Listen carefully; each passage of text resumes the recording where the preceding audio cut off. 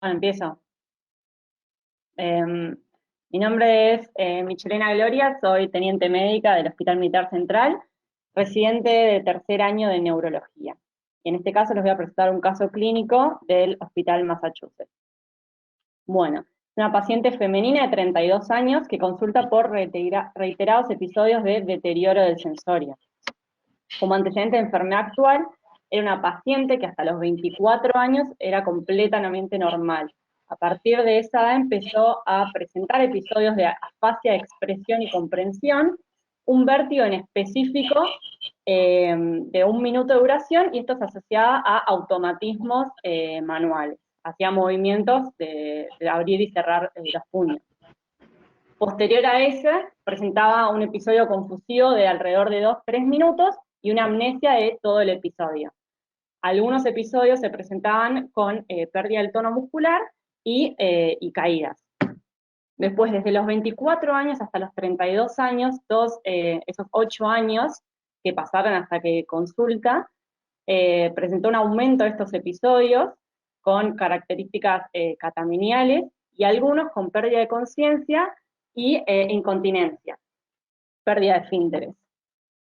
3 meses previos a la consulta, la paciente tiene un episodio típico y se produce un traumatismo encefalocraniano sin pérdida. La paciente ingresa al hospital, se realizan diferentes estudios que no presentaron no resultaron ningún resultado relevante. Se le hizo laboratorio de rutina, electrocardiograma, resonancia de cerebro, electroencefalograma de 72 horas, Holter y ecocardiograma transtorácico. Ninguno de estos estudios no dio nada positivo. Pero bueno, la paciente refiere que posterior a este episodio con TEC empieza a tener estos paroxismos diariamente, a razón de 3 por día. Como antecedentes personales, es una paciente diestra y refiere que ha tenido síncopes ocasionales secundarios a algún estímulo algésico, como ser una vacunación o una extracción de sangre. Medicación habitual niega algún tipo de alergia alimentaria o farmacológica, y no presentaba ningún antecedente familiar de relevancia. Únicamente una madre con cefalea y abuso de drogas. Al examen físico no presentaba ninguna relevancia, signos vitales normales, pulsos simétricos, no presentaba ortostatismo. Y bueno, entonces, si comenzamos a sindromar, esta paciente presentaba alteraciones de la reactividad, déficit motor y alteración de las funciones mentales superiores, más que nada del lenguaje y de la memoria. Si queremos topografiar todos estos síntomas, los localizaríamos a nivel del sistema nervioso central, supratentorial, podría ser del diencéfalo, sobre todo por el tema de la reactividad, o a nivel córtico-subcortical izquierdo por el tema del lenguaje y la dominancia. Ya sea en el lóbulo frontal a nivel del área de Broca, que sería el tercer giro frontal, o la corteza motora primaria, que sería el giro precentral. A nivel temporal también lo podríamos localizar, sobre todo por el tema de estos automatismos que tenía y esta fascia también de comprensión. Con respecto al diagnóstico etiológico, a la cabeza, lo primero que se me ocurrió a mí y que se les ocurrió a los del Hospital Massachusetts era diagnóstico etiológico eléctrico, para el cual se podría realizar un electroencefalograma o un videoelectroencefalograma. También alguna alteración vascular, ya sea una malformación arteriovenosa, un cavernoma, para lo cual deberíamos hacer una resonancia de cerebro, sobre todo una angioresonancia de vasos intracerebrales, y también podría ser tumoral. Esta paciente tiene 32 años. En este rango etario, o esta edad, el tumor más frecuente es el adenoma hipofisario. Sin embargo, no cerraría mucho con este diagnóstico sindromático que presentó la paciente, salvo que es un adenoma de gran tamaño o que haya sufrido alguna complicación. Lo que pensaríamos más sería un tumor primario tipo meningioma o un glioma de bajo grado, para lo cual necesitaríamos una resonancia de cerebro con gadolínio. Y teniendo en cuenta este cuadro donde vos presentás la paciente, que le hacen los estudios y que aparentemente está normal todo, o sea, que no se le encuentra nada, nos podríamos poner a pensar en que quizás la causa también podría ser funcional dentro del etiológico. Sí, sí, totalmente. Totalmente. De hecho, se pensó y bueno, está dentro de los diagnósticos diferenciales que es la próxima disciplina, que es lo que pensaban en el hospital. A la cabeza una crisis epiléptica con una arritmia cardíaca, migraña también se pensó, inclusive se realizó tratamiento con triptanes y beta bloqueantes sin ninguna mejoría sintomática, una enfermedad vascular periférica, más que nada por esta pérdida del tono muscular y el colapso, y una enfermedad psiquiátrica, ¿no? ¿Y la migraña con aura, sin aura o una aura migrañosa? Una aura migrañosa, porque en verdad nunca refirió cefalea. Ok. Nunca lo refieren. Entonces, bueno, tenemos una paciente que presenta eventos paroxísticos estereotipados, autolimitados, ¿no? Se sospechó una crisis parcial compleja y se realizó un electroencefalograma de 72 horas. En este electroencefalograma se mostraron 10 crisis de comienzo temporal izquierdo. La paciente comienza con medicación antiepiléptica, con la motrigina, que llega a 150 cada 12 horas, y pasa de tener 3 episodios diarios a tener un episodio cada 3 días. Al mes de este electroencefalograma se realiza una resonancia de cerebro. Bueno, acá tenemos dos cortes, una resonancia de cerebro a nivel de la protuberancia. Del lado derecho tenemos una secuencia, ¿sí?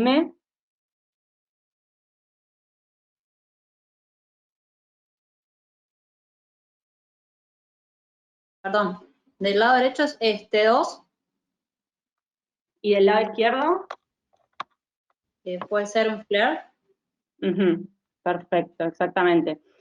Y Pablo, ¿qué ves en la resonancia? Algo que te llame la atención. Del lado izquierdo en el, no sé si se escucha, en el T2 se ve una imagen hiperintensa, que pueden ser dos imágenes en realidad, parecen como nodulares que tienen centros, no son homogéneas, tienen centros, digamos, hipodensos, que no veo que tengan efecto de masa y que no tengan, digamos, halo hipodenso tampoco. Tipo intenso. Son Y acuérdense hiperintensas cuando y en el imagen, centro tienen imágenes hipodensas en el centro, puntiformes, eso es lo que veo. Y en el ¿O le dirías como homogénea o heterogénea? heterogénea. Okay. acuérdense que cuando dicen hiperintenso o hipointenso, ¿con respecto a qué? Claro, hiperintenso con respecto al parénquima. Ok. Perdón, y otra Perfecto. cosa, cuando es resonancia, ¿es intenso o denso? Intenso. Entonces, intenso, no denso. Claro, no dije denso. Dije intenso. Bueno, muy bien. ¿Y realza con contraste o no?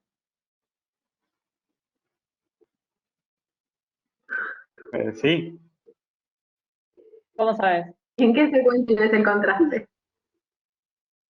en el flare.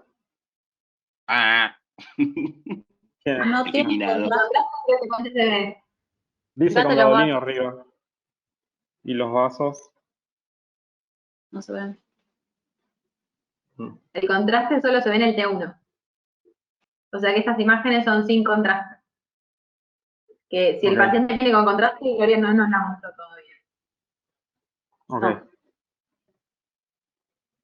Se realiza una resonancia cerebro con gadolinio y efectivamente no realza el contraste, pero bueno, no tenemos una foto de eso. Pero bueno, para que sepan. Y sí la describen como que presenta un leve efecto de masa, pero muy pequeño. Bueno, ¿Se paciente, podría la persona que la está presentando señalar dónde estaría el efecto de masa? ¿Hay puntero? Sí,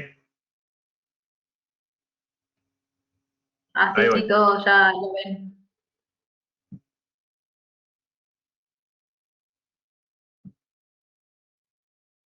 para,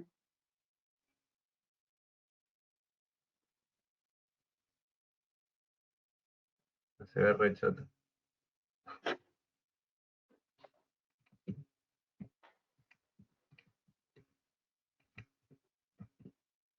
Bien, estoy aprendiendo a usar el programa. O sea, alrededor de las imágenes que vos las ves tan heterogéneas, vos ves que en el centro ves una hipointensidad, alrededor de eso hay una hiperintensidad bastante brillante, y en la periferia está hiperintenso con respecto al parénquima, pero menos intensidad, Sí, Sí. que es lo mismo que vos ves en el FLAIR. El posible efecto de masa de que te está hablando Gloria es la periferia con una hiperintensidad, pero no tan intensa. ¿Se ve? sí. Sí, se ve. Pueden continuar. dice, perdón, ¿qué está pasando en mi diapositiva? Estoy dibujando, sí, Gloria. Bueno, está bien. Bueno, esta paciente entonces continúa con tratamiento antiepilépticos, pero sin embargo, como había dicho, presentaba una crisis cada 3 días, lo cual no hace que una persona sea muy funcional. Entonces comienza a recibir diferentes tratamientos antiepilépticos, entre los que se incluye levetiracetam, oscarbazepina y clonazepam, a dosis adecuadas y no presenta una respuesta satisfactoria. A todo esto aún quedaban eventos que no se podían explicar totalmente por esta lesión, los que eran la pérdida del tono postural con la caída, ¿no? Y este tema de los fármacos antiepilépticos fueron agregándose sucesivamente, cada cuánto tiempo, cambiándose, en qué periodo de estudio se puede decir que el fármaco antiepiléptico no hizo efecto, no tuvo una respuesta adecuada. No especifican, te dicen que se usaron todo ese tipo de tratamientos, no sabemos si los usaron en monoterapia, en combinación, uno detrás del otro, los 4 juntos, pero bueno, o sea, el 70% de las epilepsias responden a un solo fármaco. A medida que uno le va agregando fármacos, va disminuyendo la respuesta. Con 2 fármacos, 20%, y con 3 fármacos, 3%. Pero bueno, no sabemos. Solo sabemos que no tenía respuestas satisfactorias con varias asociación de estos medicamentos, ¿no? Y bueno, eso asociado a que la paciente presentaba otro tipo de episodios que no se podían explicar, ¿no? Llevan a pensar a los médicos de que por ahí había otra alteración más o algo que no sea exclusivamente una crisis epiléptica, ¿no? Entonces le realizan un electroencefalograma más un electrocardiograma, ¿no? Entonces, en este Antes de que profundizar en el ¿ustedes qué piensan, Pablo y Sime, del caso? O sea, parece el comportamiento de una crisis aparentemente, pero hay cosas que no cuadran. ¿Qué podría uno pensar? ¿Deja de ser una crisis porque algo no cuadra?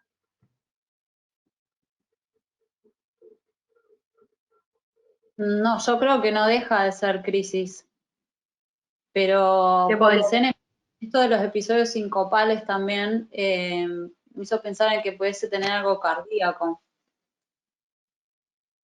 Puede ser, vos lo pensás más como un síncope compulsivo.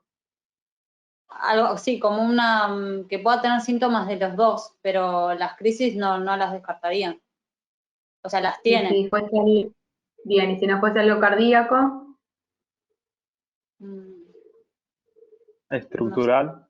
del sistema nervioso central. Algo que planteé antes, cuando le pregunté a Miche si dentro de los diagnósticos etiológicos no podría incluirse eso. Es una de las indicaciones por las cuales uno les pide un video a los pacientes también.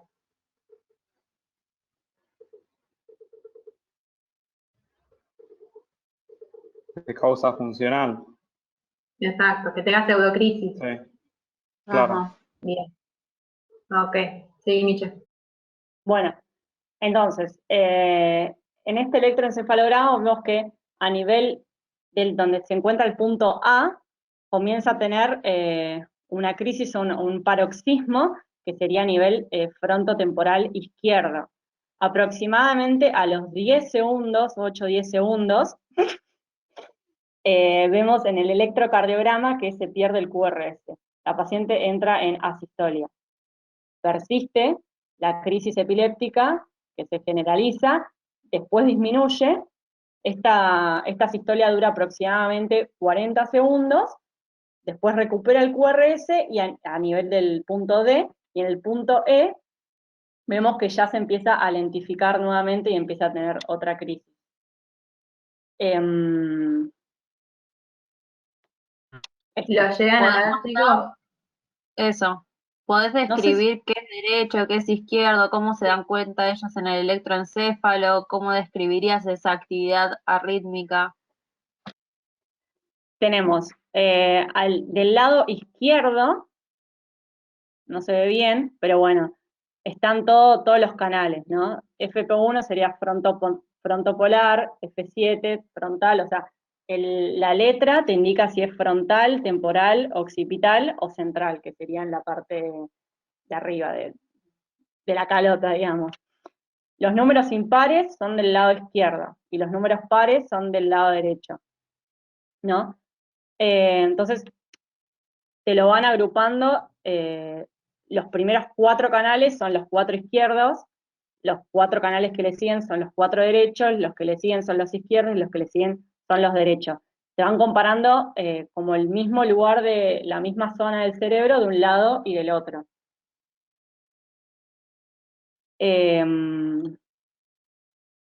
Eso es ¿Querés como... explicarlo vos, Juan, que estás rayando? Y decís lo que estás rayando.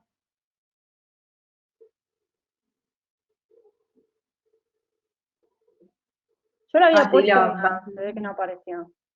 Perdón, no me había dado cuenta que tenía bloqueado el micrófono. Bueno, como decía Gloria recién, todas las derivaciones de números impares son izquierdas y las pares son derechas. ¿Sí? Como pueden ver acá, F es la letra que se usa para todas las derivaciones frontales. Lógicamente los números impares se refieren a las derivaciones frontales izquierdas. La T se refiere a temporal, la misma regla, todas las derivaciones impares con la letra T son temporales del lado izquierdo. La C son a nivel central, en la línea media, ¿sí? Y las O, como esta que está acá, se refiere a occipital. El montaje que nosotros usamos frecuentemente en los electroencefalogramas es el halo circular, que cuenta de 8 puntos, de los cuales son 2 frontales, 2 temporales, 1 occipital, y se usa como referencial los auriculares, donde el electrodo va en la oreja, y uno a nivel cortical central, que va justo en el medio de, bueno, unas líneas que después vamos a ver. Y lo que cuenta acá este estudio, como les marqué con el sombreado, el resaltador amarillo, que en un primer momento la actividad eléctrica inicia del lado izquierdo con un lapso de 8 segundos más o menos, progresa el QRS a desaparecer, marcando una sistolia que demora unos 30 segundos. En el medio de esta sistolia, la actividad eléctrica izquierda cesa, hay un aplanamiento de las ondas que podrían ser normales, pero suele pasar después de una convulsión tónico-clónica o donde hay mucha activación neuronal que se aplane el trazado normal de un electroencefalograma, y lo que vemos es que pasados estos 30 40 segundos de asistolia, se vuelve a recuperar el QRS normal, se vuelve a lentificar el trazado electroencefalográfico y la actividad ya deja de ser únicamente izquierda para volverse generalizada, y en este caso en particular sin comprometer la frecuencia cardíaca, como había pasado anteriormente con una asistolia. ¿Preguntas, dudas?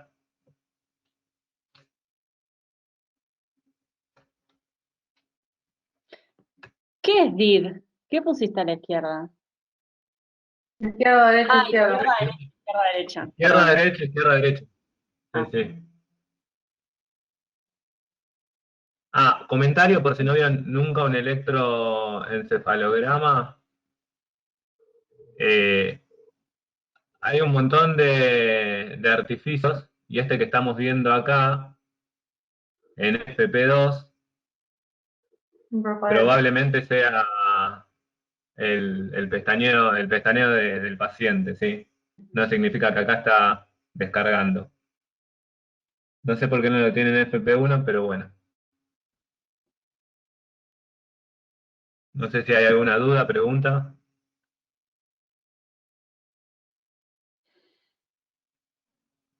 Parece que no, podemos seguir. Bueno, seguimos.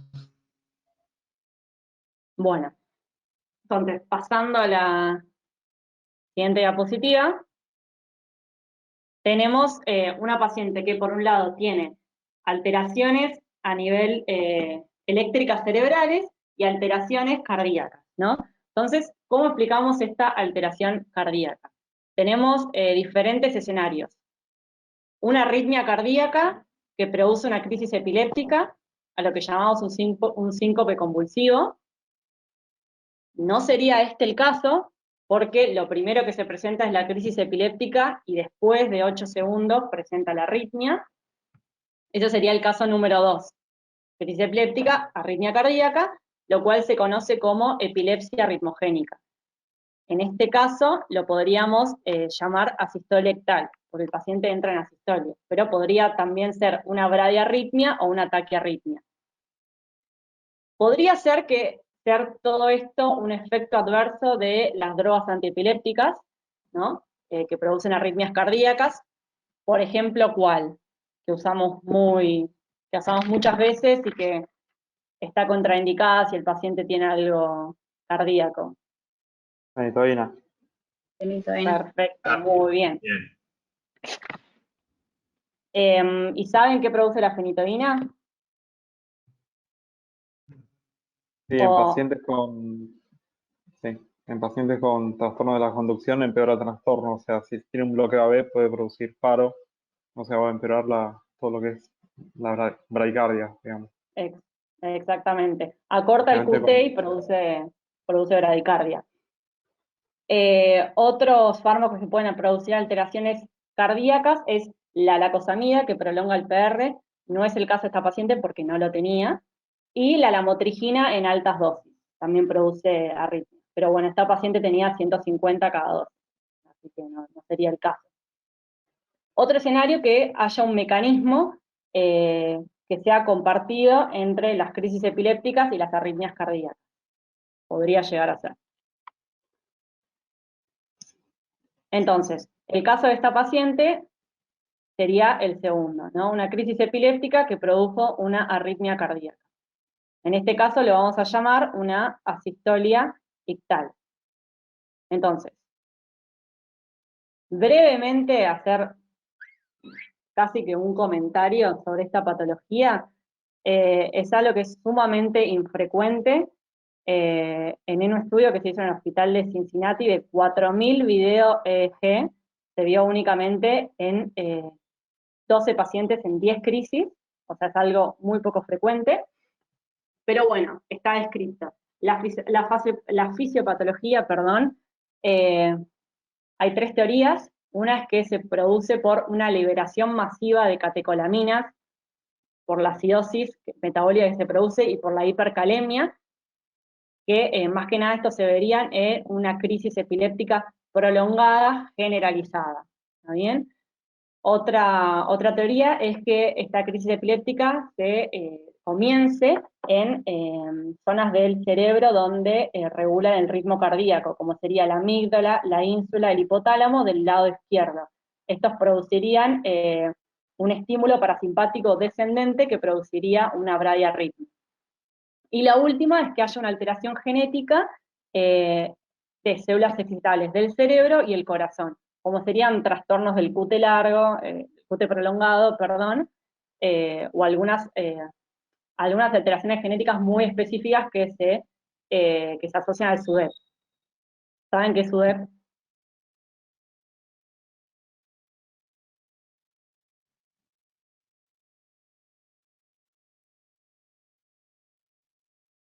¿No? Bueno, son las muertes inoportunas que ocurren en el contexto de una epilepsia, ¿no? Se cree que la sistolia actal puede producir de 1 a 2% de todos los SUDEP. Las características de estos, o sea, los que más se asocia es a crisis focales del lado izquierdo, más específicamente del lóbulo temporal, que se pueden asociar a una bipedestación prolongada o a pacientes que normalmente se les llaman vagotónicos o que suelen tener síncopes vasovagales, y está asociada a una farmacoresistencia. El tratamiento de primera línea son los fármacos antiepilépticos. Si no responden a ellos, se puede plantear una cirugía, eso obviamente depende de cada paciente, y si no responde a ninguno de estos tratamientos, en una última instancia se coloca un marcapasos. Bueno, ¿Algún para fármaco contarles, antiepiléptico especial de primera indicación? no leí ninguno que haya. Se enfoca como una epilepsia focal. Sí. Bueno, entonces el diagnóstico de esta paciente sería una epilepsia secundaria, una epilepsia del lóbulo temporal secundaria a una lesión, en este caso es un glioma, más una sistolia actal, todo esto en un paciente que ya tenía predisposición a síncopes neurocardiogénicos, por esto que refería que cuando la pinchaban se desmayaba, o cuando tenía algún dolor se desmayaba. Entonces, para finalizar la historia, esta paciente se realiza una interconsulta con cardiología, se le coloca un marcapasos transitorios, mejorando la clínica de la paciente, disminuyendo mucho las crisis epilépticas y estas asistolias, y ya que esta paciente no... ¿Cuáles serían los candidatos a una cirugía de epilepsia? Que sepan ustedes. O sea, ¿cuáles les parecen que pueden llegar a ser las características de un paciente para que se plantee cirugía de epilepsia? Un paciente joven que tenga una lesión estructural que sea resecable, generalmente son los que tienen lesiones en el lóbulo temporal. ¿Qué más? O algún paciente que sea, tenga crisis que le limite, o sea, que le alteren la calidad de vida, o crisis repetitivas diariamente en cantidad que no le permitan funcionar. Perfecto, sí. que no O que le haya produzcan respondido algún a riesgo. los fármacos.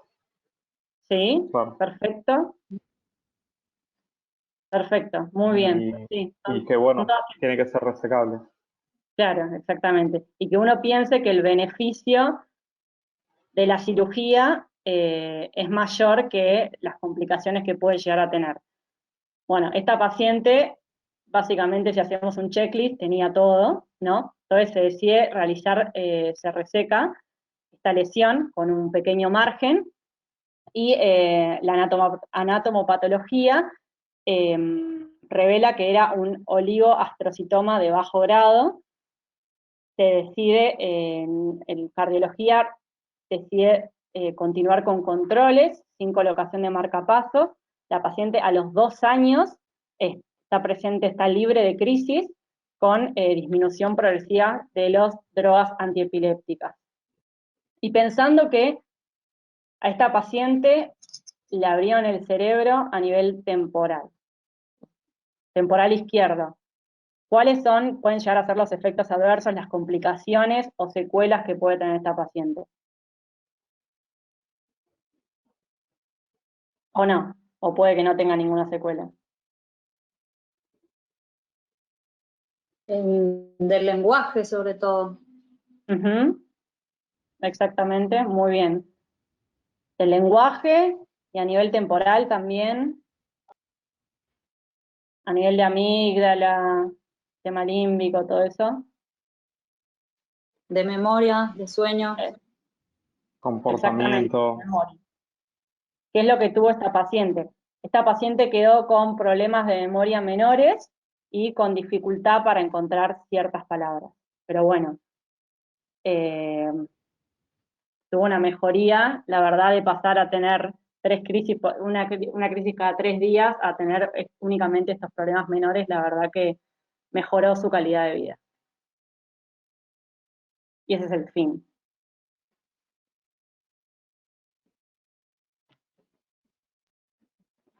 Muy bien.